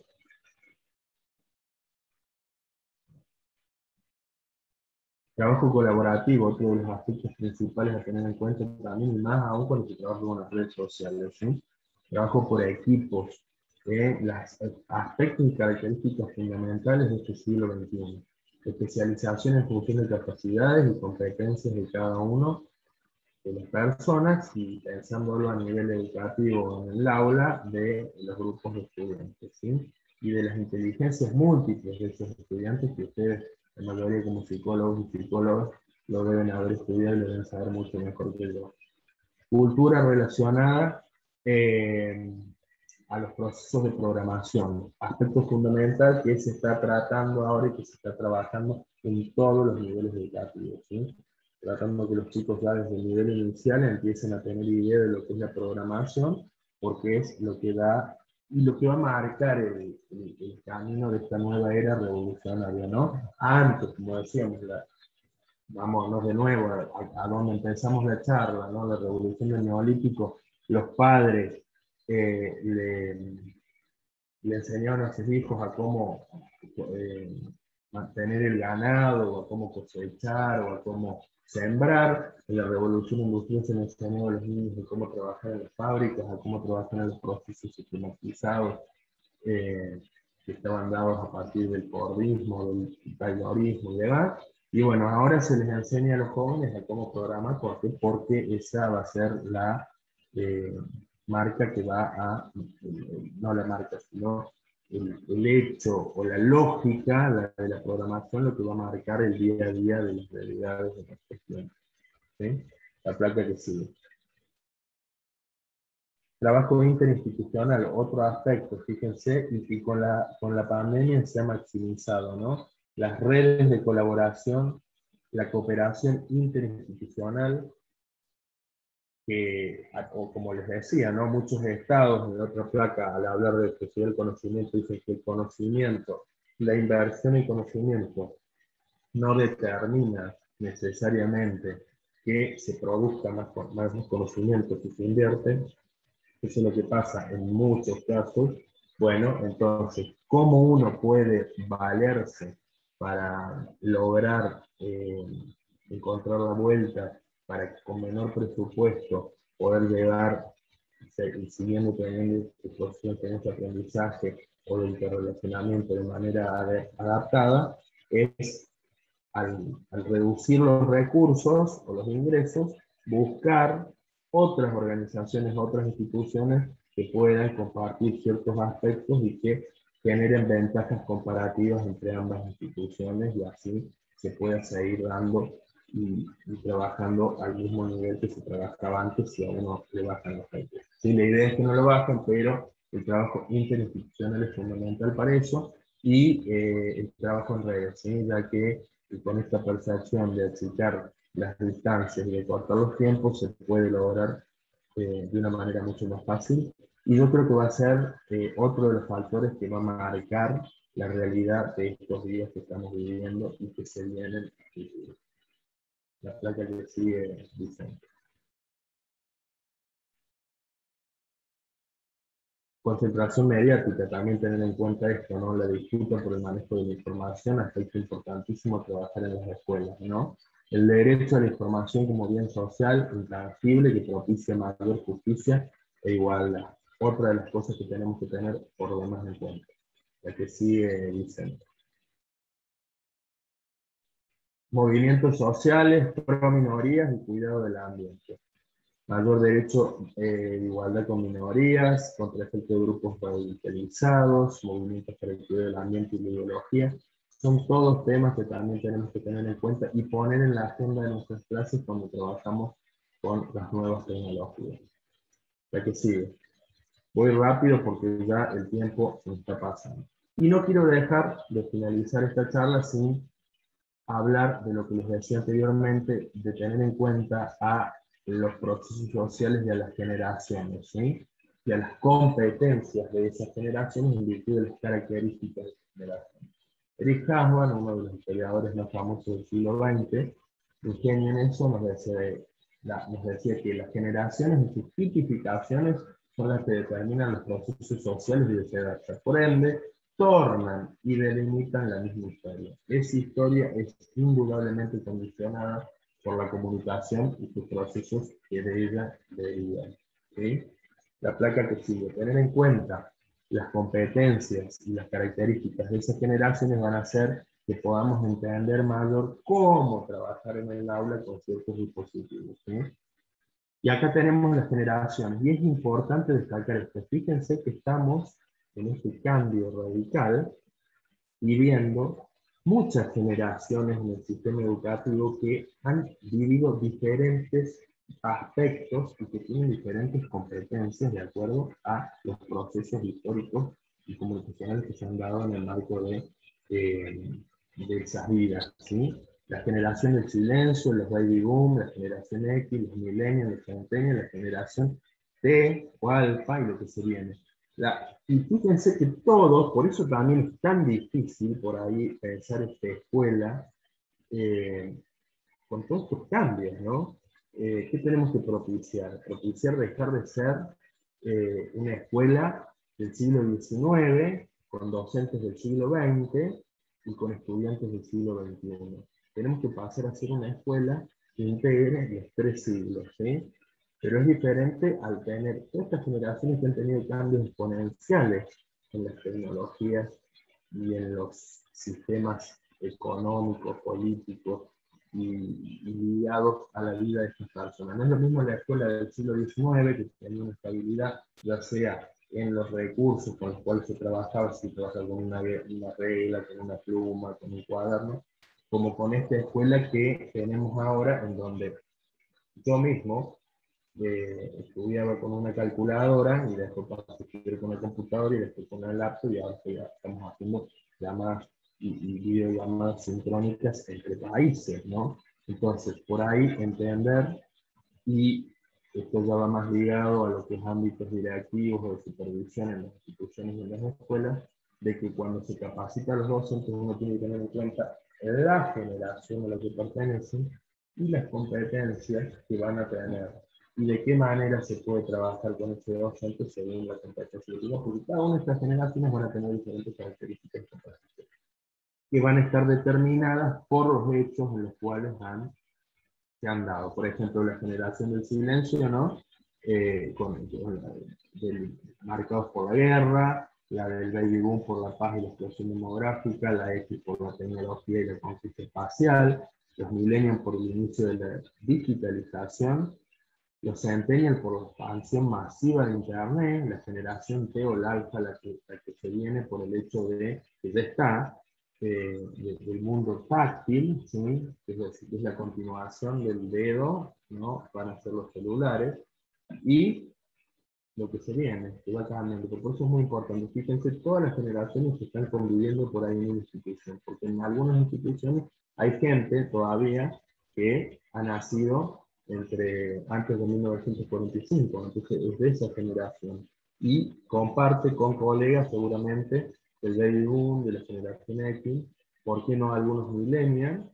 Y con estudiantes centennial o de generación T. Entonces es interesante tener en cuenta eso. Yo no se los había mandado antes en la bibliografía que les mandé a los estudiantes del posgrado de la maestría, pero se las voy a pasar ahí a Vicente, se los he subido al Drive. Un texto súper interesante que habla de las características de las generaciones, en la placa que sigue Vicente. Y bueno, a ustedes que son de psicología les va a interesar mucho más porque habla de las personalidades, ¿no? Por ejemplo, hace un cuadro comparativo de los baby boom, de la generación X, de los millennials, que son los que en esta época en realidad administran o gestionan la realidad mundial, ¿sí? Porque está considerada en esos lugares, ¿sí? La que sigue, Vicente, yo acá les puse un cuadro que después lo van a tener a disposición, también se lo piden a él el PPT. Entonces, bueno, generaciones contemporáneas del siglo XX y siglo XXI, tener en cuenta también cuando se trabaja con las tecnologías, con las TIC en el aula, esos aspectos, ¿sí? Competencias, capacidades y realidades que viven estos docentes y también estos estudiantes. La que sigue, Vicente, ya para cerrar, les quiero dejar un regalo de una poetisa chilena a la que admiro mucho y que también en sus relatos y en sus versos habló de lo que es la educación rememorando a los estudiantes. Le voy a leer este pequeño poema para cerrar la charla. Me gustan los estudiantes, que vivan los estudiantes, jardín de nuestra alegría. Son aves que no se asustan, de animal ni policía, y no le asustan las balas, ni el ladrar de las jaurías. Caramba y zamba la cosa, que viva la astronomía. Me gustan los estudiantes, que rugen como los vientos, cuando le meten al oído sotanas y regimientos. La placa que sigue. Pajarillos libertarios, igual que los elementos. Caramba y zamba la cosa, que vivan los experimentos. Me gustan los estudiantes, que levantan el pecho cuando le dicen harina, sabiéndose que es afruto. Y no hacen el sordomudo cuando se presente el hecho. Caramba y zamba la cosa, el código del derecho. Me gustan los estudiantes, porque son la levadura del pan que saldrá del horno con toda su sabrosura. Para la boca del pobre, que come con amargura, caramba y zamba la cosa, viva la literatura. Me gustan los estudiantes que manchan sobre las ruinas. Con las banderas en alto, va toda la estudiantina. Son químicos y doctores, cirujanos y dentistas. Caramba y zamba la cosa, vivan los especialistas. Me gustan los estudiantes, que con muy clara elocuencia a la bolsa negra sacra le bajo las indulgencias. Porque hasta cuando nos dura, señores, la penitencia, caramba y zamba la cosa, que viva toda la ciencia, que viva toda la ciencia. Así finalizo la charla. Bueno, muchísimas gracias por su atención. Acá les dejo el correo electrónico por cualquier duda o consulta. Y les preparé un Padlet para que puedan dejarme sus datos o alguna apreciación, observación de la charla. Me parece interesante para que podamos tener interacción, ya que la posibilidad de los encuentros sincrónicos nos da esto, y bueno, el hecho de que uno está en una red académica latinoamericana, de la cual Viviana forma parte ahí en Chile, así que también ustedes le pueden consultar a ella para sumarse a participar. Les paso ahora, Ismael, si podés. Ismael trabaja conmigo en la red Comedy, me está dando una mano de asistencia con algunos aspectos que les preparé también para el taller que ahora vamos a comenzar con los estudiantes del posgrado. Pasar por el chat de aquí, el Padlet, así cada uno de ustedes puede firmar el mismo, ¿sí? No sé, algunas preguntas que tengan. Vicente, vos ibas a guiar eso.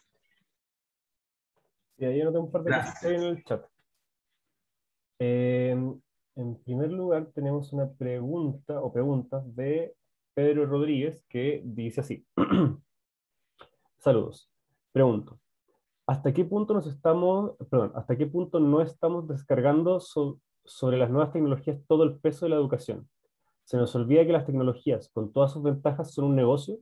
¿Cuáles son los temas y preocupaciones más importantes de la educación del futuro? ¿Es solo el acceso tecnológico?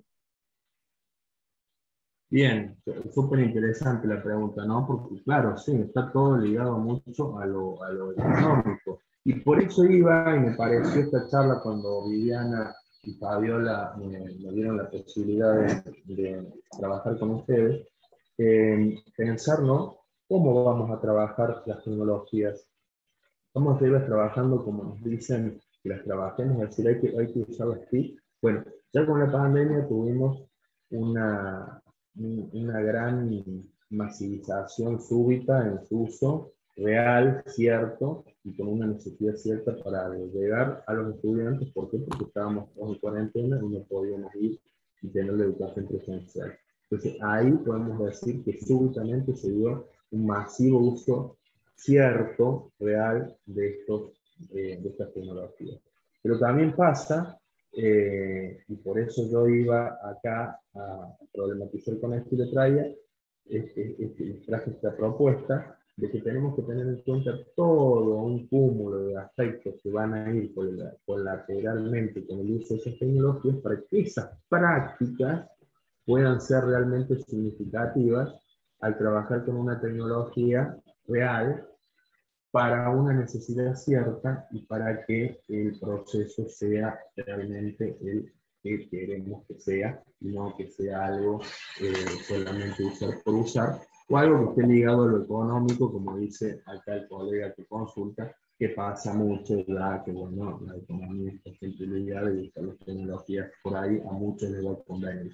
Entonces, que nosotros que somos los que estamos en las aulas y que vamos a administrar estos procesos de uso, podemos realmente usarlo cuando sea adecuado y cuando realmente tengamos una necesidad cierta y que eso sea significativo sí, para el proceso de enseñanza-aprendizaje. Bueno, también tenemos otro comentario de Rosa Liliana Vargas que dice, Pablo Tenaglia, es relevante el análisis desarrollado que nos permite realizar un replanteo de la relación educación y tecnología en el mundo de hoy, teniendo en cuenta la perspectiva de la coyuntura, lo situado, la dinámica del mundo actual, los cambios sociales. Es indispensable tener en cuenta la dinámica del mundo actual a la hora de la aplicación de las TIC en el aula. Es un gran desafío. Gracias. Bueno, Liliana es una colega también de la red Comedia, así que una agradecimiento. Bueno, y la última que alcancé a notar era la de Pablo Ignacio Galvez, que dice, una consulta, Pablo. ¿Cómo crees que se desplegarán las TAC y las TEP en el futuro más inmediato? Yo creo que el cambio radical con la pandemia va a generar que haya un proceso en el cual los docentes tengamos que tener en cuenta ciertos aspectos que antes no teníamos, como por ejemplo el uso de estas TAC en situaciones realmente necesarias, ¿sí? No solamente usar por usar, y el uso también de las TEP o TEC a través de tener en cuenta ciertas restricciones, ¿sí? Es súper interesante por trabajar con los grupos de WhatsApp, con los grupos de Facebook, trabajar, intercambiar relación con los estudiantes en ese sentido, siempre y cuando se restringen ciertos aspectos, ciertos contenidos que uno tiene en las redes, ¿sí? Eso yo creo que es esta etapa que viene, la etapa de que, bueno, ya se sabe que el uso, ha habido una alfabetización, además, digital enorme para muchos docentes que por ahí no estaban al tiro del uso de las tecnologías, pero ahora vendrá esta otra etapa de ver de qué manera se pueden usar de mejor forma. Y con respecto a las TEP y a las TEC, tener en cuenta esos aspectos que van a empezar a suscitar problemas, ¿sí? Entre estos cruces de vidas privadas con situaciones áulicas o cotidianas en la escuela. Perfecto. Bueno, y en honor al tiempo, Pablo, yo creo que esta primera parte del coloquio ya la vamos cerrando. Les recuerdo a todos que Ismael, si no me equivoco, mandó por el chat un link que sería ideal que todos lo puedan contestar, es agregar un comentario, alguna apreciación de lo que Pablo estuvo recién comentando. A los estudiantes del Magíster de Psicología Educacional, nosotros nos vamos a ir de esta reunión de Zoom y vamos a ir a otra, que la voy a crear en la plataforma de Canvas. Le voy a escribir Coloquio 4, Pablo Tenaglia, parte 2. Y ahí ingresamos. Y bueno, muchas gracias a todos los asistentes por venir hoy día y haber participado de este gran coloquio. Pablo, ¿algo que quieras decir al cierre? Solamente agradecerte a vos porque excelente, Vicente, cómo has manejado el PPT y los videos, que por ahí parece algo fácil, pero no, hay que estar, yo también lo he hecho muchas veces en eventos de la Recomedia. Agradecerle a Viviana, a Fabiola por la invitación, bueno, también a Pamela por todos los trabajos administrativos y por la relación que hemos tenido.